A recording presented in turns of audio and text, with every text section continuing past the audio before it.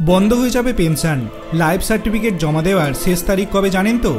অবসর জীবনের আয়ের একমাত্র পথ হলো পেনশন।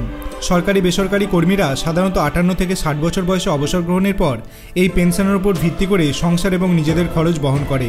তবে প্রতি মাসে মাসে যাতে ব্যাংকে পেনশন আসে তার জন্য প্রবীণ নাগরিকদের বাধ্যতামূলকভাবে লাইফ সার্টিফিকেট বা জীবন প্রমাণপত্র দিতে হয়। এই বছরও কেন্দ্রীয় সরকারের তরফে জীবন প্রমাণপত্র জমা দেওয়ার শেষ তারিখ ধার্য করা হয়েছে। এই তারিখের মধ্যে জমা দিতে হবে লাইফ সার্টিফিকেট, না হলে পেনশন আটকে যাবে। কেন্দ্রের তরফে জানানো হয়েছে 80 বছরের কম বয়সে লাইফ সার্টিফিকেট বা জীবন প্রমাণপত্র জমা দিতে হবে 1 নভেম্বর থেকে 30 নভেম্বরের মধ্যে। ডিজিটাল এবং অফলাইন দুই মাধ্যমেই এই সার্টিফিকেট জমা দেওয়া যাবে। 80 বছরের বেশি বয়সী যারা রয়েছেন তাদের 1 অক্টোবর থেকে লাইফ সার্টিফিকেট জমা দেওয়ার কাজ শুরু হয়েছে, শেষ তারিখ 30 নভেম্বর।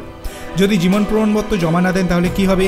কেউ যদি 30 নভেম্বরের মধ্যে জীবন প্রমাণপত্র জমা না দেন তবে ডিসেম্বর মাস থেকে পেনশন বন্ধ হয়ে যাবে। কিভাবে জীবন প্রমাণপত্র জমা দেবেন? ডিজিটাল সার্টিফিকেট ঘন্টার পর ঘন্টা যাতে লাইনে দাঁড়াতে না হয় তার জন্য অনলাইন জীবন প্রমাণপত্র জমা দেওয়ার সুবিধা আনা হয়েছে। এর জন্য জীবন প্রমাণ পোর্টালে গিয়ে ডিজিটাল লাইফ সার্টিফিকেট জমা দিতে হবে। ডোর স্টেপ ব্যাংকিং এজেন্ট যাদের হাঁটাচলা করতে সমস্যা তাদের ক্ষেত্রে ব্যাংকের এজেন্টরাই বাড়িতে এসে জীবন প্রমাণপত্র সংগ্রহ করে নিয়ে যান। পোস্ট অফিসে বায়োমেট্রিক একাধিক পোস্ট অফিসে বর্তমানে বায়োমেট্রিক ডিভাইস রয়েছে, এর মাধ্যমেও জীবন প্রমাণপত্র সাবমিট করা যায়। চতুর্থত ব্যাংক, এছাড়া ব্যাংকে গিয়েও জীবন প্রমাণপত্র বা লাইফ সার্টিফিকেট আপডেট করা যায়।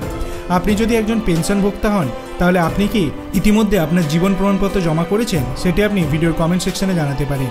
ভিডিওটি ভালো লাগলে লাইক করবেন, চ্যানেলটিকে সাবস্ক্রাইব করতে ভুলবেন না। ধন্যবাদ।